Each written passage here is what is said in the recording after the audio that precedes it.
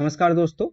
आज हम company rule in Bengal के फर्स्ट फेज के बारे में चर्चा करेंगे, जो कि था 1773 से लेकर के 1786 तक। तो इस समय काल के अंदर तीन इंपॉर्टेंट इवेंट था। पहला था यहाँ पे वारेन हेस्टिंग्स का समय काल, उसके बाद regulating act 1773 and Pitt's India act 1784। तो पहला लेक्चर में हम देख रहे थे कैसे ब्रिटिश ईस्ट इंडिया कंपनी के द्वारा बंगाल में कब्जा जमाया जाता है, फिर जो दीवानी राइट है ये भी यहाँ पे छीन लिया जाता है और लागू किया जाता है डुअल सिस्टम। तो डुअल सिस्टम के वजह से यहाँ बंगाल में ग्रेट फेमाइन होता है और ग्रेट फेमाइन के कारण लगभग 1 करोड़ से भी ज्यादा लोगों का भूखमरी के कारण यहाँ पे मौत होता है। फिर वारेन हेस्टिंग्स को गवर्नर ऑफ बंगाल के तौर पे यहाँ पे नियुक्त किया जाता है 1772 पर। और वारेन हेस्टिंग्स ने आते ही कंपनी का जो शासन है इसका एक स्ट्रॉन्ग फाउंडेशन रखा है यहाँ पे, ठीक है। और वारेन हेस्टिंग्स ने पहले ही जो डुअल सिस्टम है इसको खत्म किया। फिर नवाब को पहले एक एनुअल अलाउंस दिया जाता था, ये भी यहाँ पे बंद किया। और ट्रीटी ऑफ इलाहाबाद में क्या डिसाइड हुआ था? ट्रीटी ऑफ इलाहाबाद में डिसाइड हुआ था जो मुगल बादशाह है, मुगल बादशाह को साल में 26 लाख रुपया एनुअल पेंशन दिया जाएगा यहाँ पे, ठीक है। तो ये भी इन्होंने आके बंद किया। उसके बाद रेवेन्यू कलेक्शन के लिए एक बोर्ड ऑफ रेवेन्यू का यहाँ पे स्थापना किया। पहले क्या होता था? पहले रेवेन्यू कलेक्शन के लिए 2 डेप्यूटी नवाब थे। अब रेवेन्यू कलेक्शन का जो जिम्मा है एक कंपनी अब अपने हाथ पे ले रहा है, ठीक है। तो इसलिए बोर्ड ऑफ रेवेन्यू का यहाँ पे गठन किया गया और board of revenue revenue collection के लिए कलेक्टर नियुक्त किया यहाँ पे, ठीक है। तो कलेक्टर का काम होगा यहाँ पे दीवानी कलेक्शन करना। फिर वारेन हेस्टिंग्स ने लीज सिस्टम और इतरतरी सिस्टम यहाँ पे चालू किया। लीज सिस्टम और इतरतरी सिस्टम क्या है? मतलब यहाँ पे लैंड के ऊपर बोली लगाया जाता था 5 साल के लिए। जो यहाँ पे सबसे ज्यादा बोली लगाएगा उसको यहाँ पे लैंड ऑक्शनिंग कर दिया जाता था अगले 5 साल के लिए, ठीक है। तो ये भी एक तरीका था जो रेवेन्यू है ये कमाने के लिए। इसके बाद जो खजाना है, और खजाना और कैपिटल दोनों ही यहाँ पे शिफ्ट किया गया मुर्शिदाबाद से कलकत्ता, ठीक है। फिर देखिए पहले क्या होता था, पहले न्याय के लिए जाना पड़ता था जमींदार के पास या फिर जागीरदार के पास। अब वारेन हेस्टिंग्स ने एक सिविल कोर्ट और एक क्रिमिनल कोर्ट का हर एक डिस्ट्रिक्ट में स्थापना किया। तो जो भी सिविल से रिलेटेड मामला होता था उसका सुनवाई होता था दीवानी अदालत पर। और क्रिमिनल केसेस मतलब कि लॉ एंड ऑर्डर से रिलेटेड जो केसेस था इसके लिए सुनवाई होता था फौजदारी अदालत पर, ठीक है। और अपील के लिए भी एक हायर कोर्ट बनाया गया, एपिलेट्स कोर्ट यहाँ पे बनाया गया है, ठीक है। फिर उन्होंने दस्तक को यहाँ पे एबोलिश किया। तो फारूक सियार के फरमान के टाइम ये ब्रिटिश ईस्ट इंडिया कंपनी को दस्तक दिया गया था। तो अब क्या होता है, अब इंडिया के अंदर जो इंटरनल ट्रेड होगा, इंटरनल ट्रेड के लिए ब्रिटिश ईस्ट इंडिया कंपनी और जो आम इंडियन है दोनों को ही यहाँ पे टैरिफ देना पड़ेगा 2.5% के हिसाब से, ठीक है। फिर देखिए फिर 1781 पे यहाँ पे कलकत्ता मदरसा का यहाँ पे स्थापना किया जाता है इस्लामिक स्टडीज के लिए। तो ये पहला एजुकेशनल इंस्टीट्यूट था। कंपनी एज ए गवर्नमेंट के हिसाब से काम जब कर रहे थे तब ये पहला एजुकेशनल इंस्टीट्यूट कंपनी के द्वारा यहाँ पे स्थापना किया गया था, ठीक है। इसके बाद 1784 पर वो सर विलियम जोन्स के द्वारा यहाँ पे एशियाटिक सोसाइटी ऑफ बंगाल का यहाँ पे स्थापना किया जाता है। तो सर विलियम जोन्स इंडिया का जो कल्चर है और जो हिस्ट्री है तो इसके ऊपर बहुत ही इंटरेस्टेड था, इसलिए उन्होंने एशियाटिक सोसाइटी ऑफ बंगाल का स्थापना किया हिस्ट्री और कल्चर के ऊपर रिसर्च करने के लिए, ठीक है। फिर यहाँ पे चार्ल्स विल्किंस ने गीता का इंग्लिश में ट्रांसलेट किया था। अब हम देखेंगे वारेन हेस्टिंग्स टाइम कौन कौन सा इंपॉर्टेंट वार हुआ था। तो यहाँ पे पहला वार हुआ था यहाँ पे फर्स्ट रोहिला वार 1773। तो फर्स्ट रोहिलखंड कौन सा इलाका है? देखिए जो यूपी का जो पश्चिमी जो उत्तर प्रदेश है, मतलब कि आप जो मीरठ और सहारनपुर का जो इलाका है इसे ही तब कहा जाता था रोहिलखंड। तो रोहिलखंड के खिलाफ जो नवाब ऑफ अवध था शुजाउद्दौला, उन्होंने जंग छेड़ दिया। तो यहाँ पे नवाब का जो ट्रूप है इसको सपोर्ट किया जाता है ब्रिटिश ईस्ट इंडिया कंपनी के द्वारा, क्योंकि 1765 पे जब ट्रीटी ऑफ इलाहाबाद साइन किया गया था तो वहाँ पे डिसाइड हुआ था कंपनी के साथ नवाब ऑफ अवध का एक ऑफेंसिव और डिफेंसिव अलायंस साइन हुआ था। मतलब कि जब ईस्ट इंडिया कंपनी के ऊपर अटैक होगा तब नवाब अवध आर्मी देके ईस्ट इंडिया कंपनी को यहाँ पे हेल्प करेगा, या फिर जब अवध के ऊपर कोई अटैक आएगा तब अवध को यहाँ पे सपोर्ट करेगा ब्रिटिश ईस्ट इंडिया कंपनी, ठीक है। तो इसलिए यहाँ पे जो नवाब को आर्मी भेज के यहाँ पे ब्रिटिश ईस्ट इंडिया कंपनी ने हेल्प किया। फिर यहाँ पे रोहिलखंड कैप्चर किया जाता है और रोहिलखंड कैप्चर करने के बाद यहाँ पे बहुत सारा लूटपाट मचाया जाता है। तो इस लूटपाट मचाने के कारण लंदन में जो वेस्ट मिनिस्टर है, तो वेस्ट मिनिस्टर पॉलिटिक्स में बहुत बवाल मचते हैं, ठीक है। क्योंकि कंपनी इंडिया में बहुत ही अनजस्टिस तरीकों से यहाँ पे शासन कर रहा था, और यहाँ पे फर्स्ट रोहिला वॉर में बहुत सारा लूटपाट मचाया था, इसलिए जो लंदन का जो पार्लियामेंट है, वेस्ट मिनिस्टर, ये यहाँ पे खुश नहीं थे, ठीक है। तो इसलिए बाद में जो वारेन हेस्टिंग्स है, वारेन हेस्टिंग्स को बाद में यहाँ पे इम्पीच भी किया गया था, ठीक है। उसके बाद और एक वार होता है फर्स्ट एंग्लो मराठा वार। तो फर्स्ट एंग्लो मराठा वार खत्म होता है ट्रीटी ऑफ सलवाई से। तो इसका समय काल था 1775 से लेकर के 1782 तक। और एक वार होता है यहाँ पे सेकेंड एंग्लो मैसूर वार, इसका समय काल था यहाँ पे 1780 से लेकर के 1784 तक, ठीक है। नेक्स्ट देखिए, जब वारेन हेस्टिंग्स जब अपना कार्यकाल खत्म करके वापस इंग्लैंड लौटता है, तब वारेन हेस्टिंग्स के ऊपर एक मुकदमा चलाया जाता है, ठीक है। और वारेन हेस्टिंग्स को यहाँ पे इम्पीच भी किया जाता है। तो इस मुकदमा चलाने के पीछे मेन जो रीजन था, वो था फर्स्ट रोहिला वार, केशव नंद कुमार और राजा चेत सिंह को यहाँ पे हटाया गया था, ठीक है। तो इसलिए भी यहाँ पे ये भी एक रीजन था। और बेगम ऑफ अवध के ऊपर यहाँ पे प्रेशर डाला गया था खजाना देने के लिए, ठीक है। तो अब हम देखेंगे नंद कुमार का केस क्या था। नंद कुमार जो नवाब था, नवाब के अंदर एक इन्फ्लुएंशियल ऑफिशियल थे यहाँ पे। और जो जब देखिए, जब जो प्लासी का जो बैटल हुआ था, वहाँ पे जो मीर जाफर वाला जो कॉन्स्पिरेसी था, वहाँ पे शामिल था ये नंद कुमार। तो नंद कुमार बाद में देखा ब्रिटिश ईस्ट इंडिया कंपनी के द्वारा धोखा किया जाता है, ठीक है। तो इसलिए इन्होंने वारेन हेस्टिंग्स के खिलाफ एक चिट्ठी लिखा। जो लंदन में जो कोर्ट ऑफ डायरेक्टर्स थे, उनको चिट्ठी लिखा और बोला यहाँ पे जो वारेन हेस्टिंग्स है, वो यहाँ पे भ्रष्टाचार कर रहा है, ठीक है। तो इसलिए जो वारेन हेस्टिंग्स है, वारेन हेस्टिंग्स ने नंद कुमार को एक झूठा केस में फंसाया, और सुप्रीम कोर्ट के द्वारा यहाँ पे नंद कुमार को फांसी दिया जाता है। तो यहाँ पे नंद कुमार का लीगल मर्डर किया गया, ठीक है। नेक्स्ट देखिए, राजा चैत सिंह ऑफ बेनारस। तो राजा चैत सिंह ऑफ बेनारस यहाँ पे जो खजाना है, ये देने में लेट कर रहे थे तब, ठीक है। तो इसलिए इनके ऊपर हेवी पेनाल्टी इम्पोज किया गया, फिर इनको अपने पद से भी हटाया गया था, ठीक है, अनजस्टिस मैनर में। और नेक्स्ट देखिए, बेगम ऑफ अवध। तो बेगम ऑफ अवध जो थे, उनका जो माताश्री और यहाँ पे जो दादी माँ था नवाब का, तो नवाब के साथ उनका माताश्री और दादी माँ का कुछ अनबन हो गया था, ठीक है। तो यहाँ पे जो वारेन हेस्टिंग्स है, वारेन हेस्टिंग्स ने यहाँ पे आर्मी भेजा, और आर्मी भेज के उनके मदर और जो यहाँ पे जो दादी माँ था, दोनों को प्रेशराइज किया और बोला यहाँ पे खजाना का कुछ हिस्सा नवाब को देने के लिए, ठीक है। अब हम देखेंगे एस्टीमेट ऑफ हेस्टिंग्स।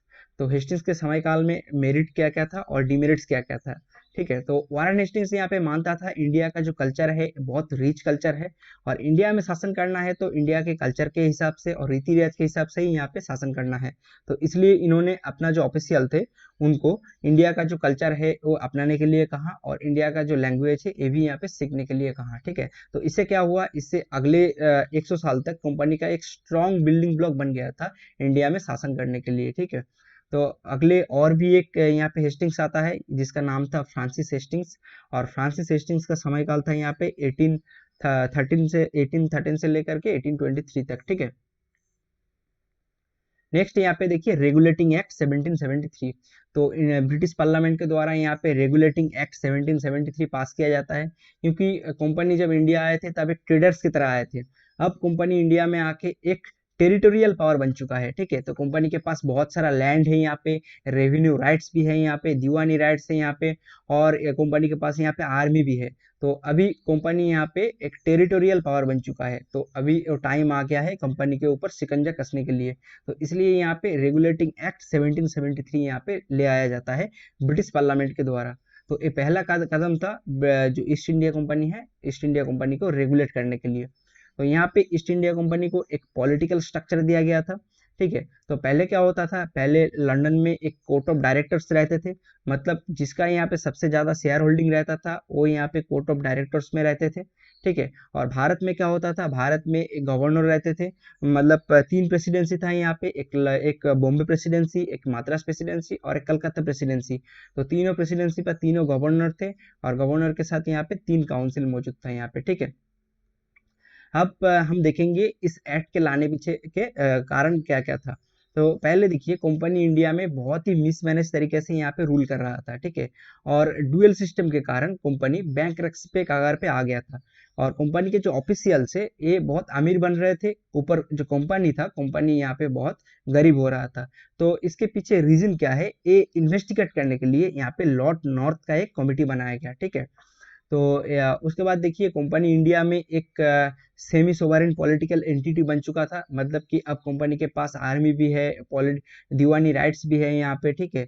और यहाँ पे देखिए कंपनी यहाँ पे एक टेरिटोरियल पावर बन चुका था, ठीक है। तो इसलिए कंपनी को रेगुलेट करने का टाइम आ गया था, इसलिए यहाँ पे ये एक्ट लाना पड़ा, ठीक है। उसके बाद अब हम देखेंगे प्रोविजन ऑफ द एक्ट। इस एक्ट के अंदर क्या क्या प्रोविजन था। तो यहाँ पे पहले क्या होता था, पहले जो डायरेक्टर था उनका कोई फिक्स टर्म नहीं था।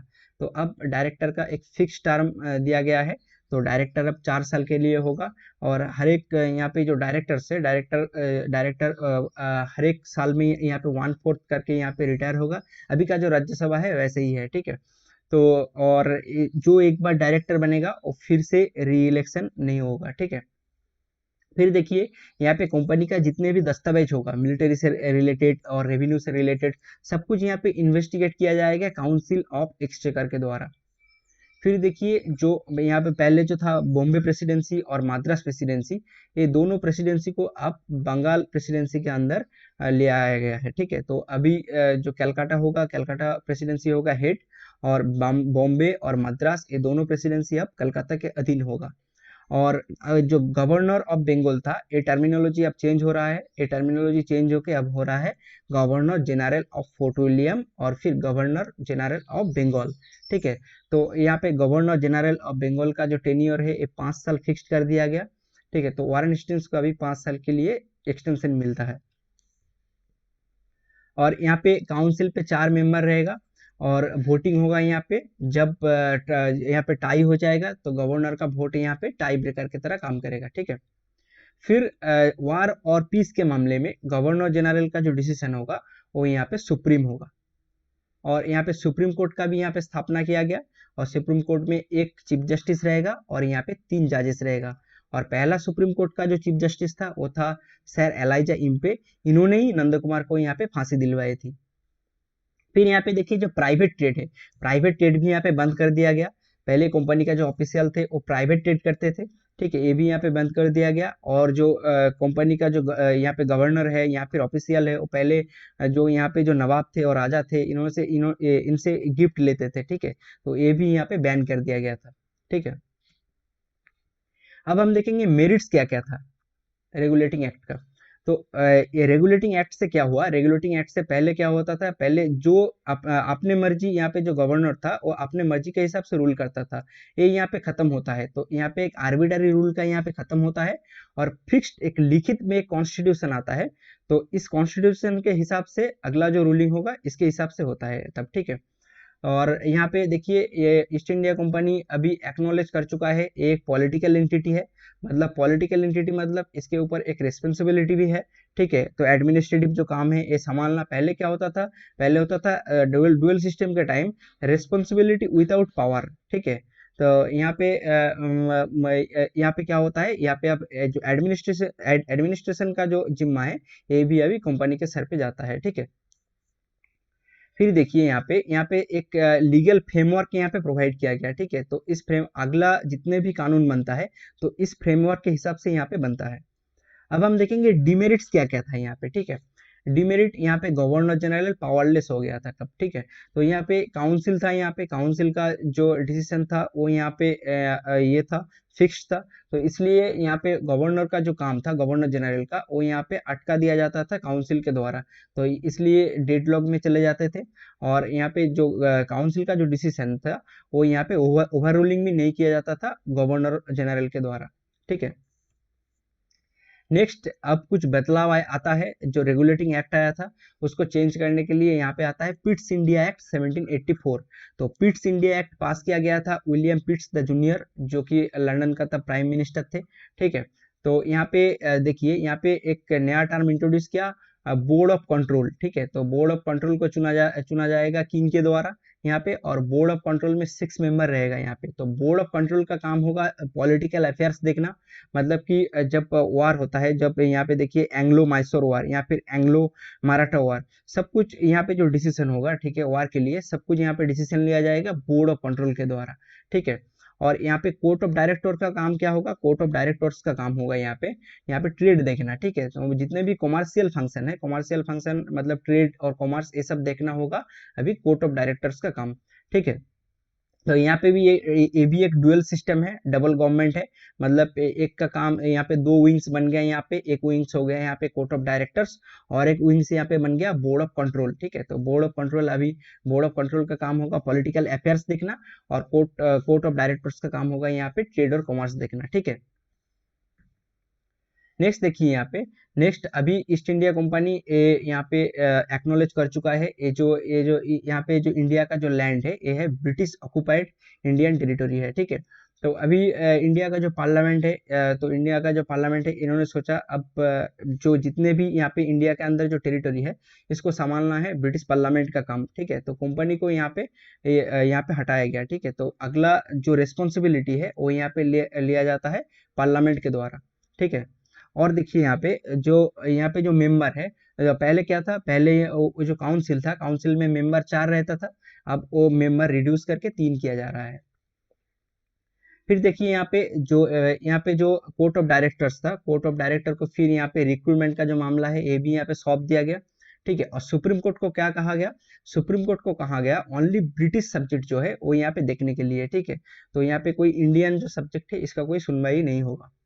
फिर ये जो गवर्नर जनरल है, गवर्नर जनरल को यहाँ पे किसी कोई भी टाइम वार के मामले में गवर्नर जनरल को डिसीजन पार्लियामेंट से लेना पड़ेगा, ठीक है। तो इससे ये पता चलता है अगला जितना भी वार होता है, सब कुछ में जो ब्रिटिश पार्लियामेंट है उसका मदद था यहाँ पे। तो इसके बाद और एक एक्ट यहाँ पे ले आया जाता है, चार्टर एक्ट 1786, और चार्टर एक्ट 1786 पे जो गवर्नर जनरल है, इसको एक स्पेशल पावर दिया जाता है, जो काउंसिल का जो यहाँ पे डिसीजन होगा, निर्णय होगा, उसको जो गवर्नर जनरल है वो यहाँ पे ओवरराइड कर सकता है, ठीक है। Thank you, thank you for the lesson.